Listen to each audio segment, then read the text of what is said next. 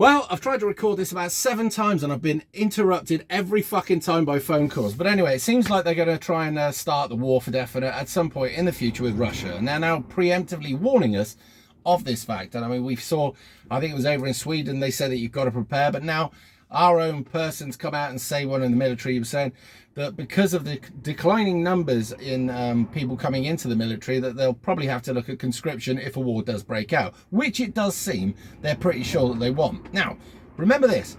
I think it was Snedley Butler or something like that. It could be Snedley Butler or Snedley Henderson. I'm not quite sure. But anyway, he was a really high up ranking person in the American military.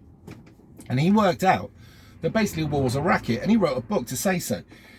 It's amazing because you'd think that everybody would want to avoid war, but it is quite the opposite, right? There are a certain group of people that know of the unimaginable wealth to be gained out of a war for them. Because what they do is they'll fund both sides. So we have to borrow money to go to war because our military need weapons, they need fuel, they need all the other things it takes for an army to march, fly, sail, do whatever it's got to do. That takes capital, and we haven't got it, so we have to borrow. Now, the opposition is in pretty much the same, because everybody globally is in debt to somebody, but that's another video. So they'll have to borrow. And the weapons that we will buy, and the other people will buy, will be from companies that the same people that are lending us money own, or own massive amounts of shares in. So for them, forget the human cost, because it doesn't matter. They don't even see the human cost. It's irrelevant. It's not my kids. They're not even my class, whatever. So off to war you go.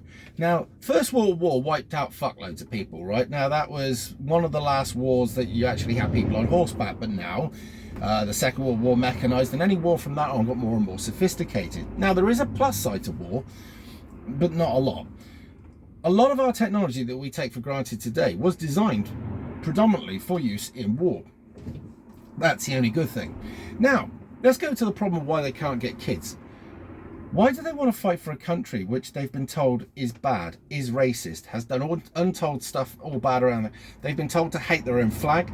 They've been told that toxic masculinity is a problem.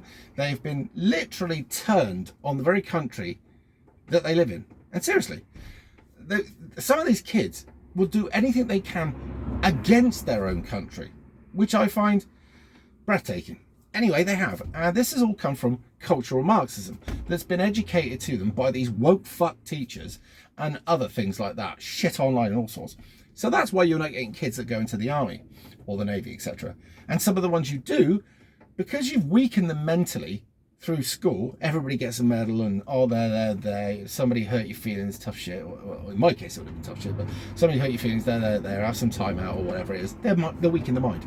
Now, you can be sure the Russians ain't going to be weak-minded, and they ain't a bunch of pussies, right? And they were grown up with meat and potatoes, unlike our little vegan fucks, all right?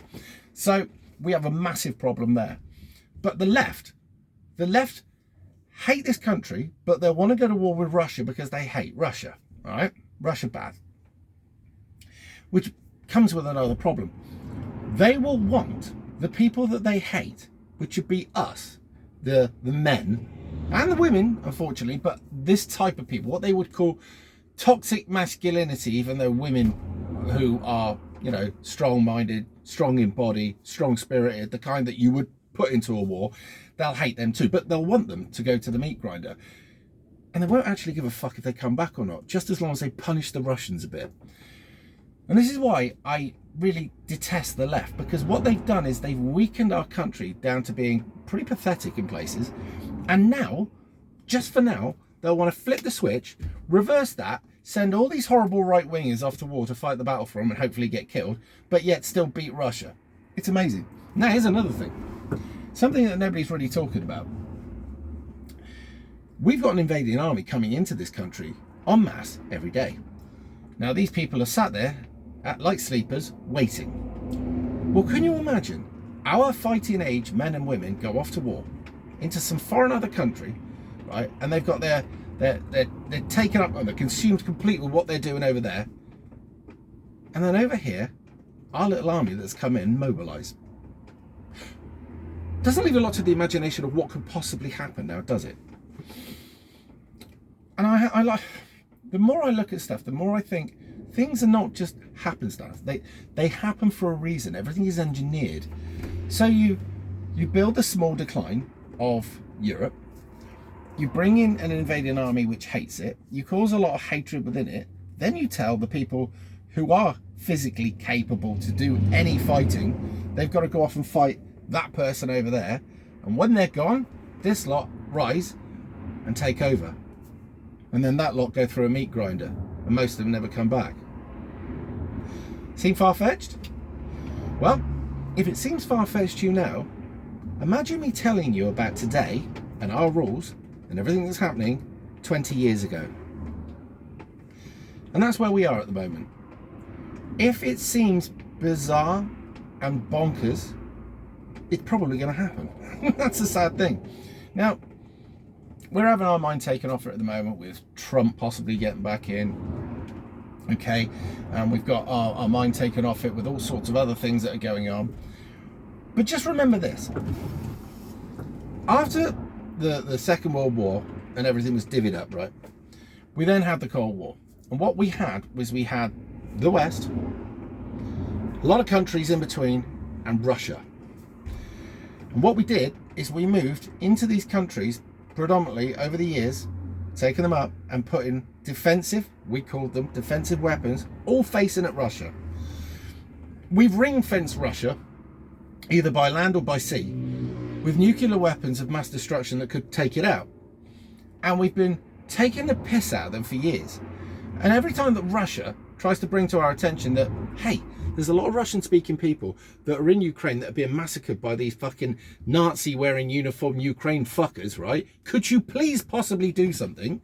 They've gone for years, and the entire world stage purposely ignores them, knowing that sooner or later, Russia's going to have to do something about it. And that will be the thing.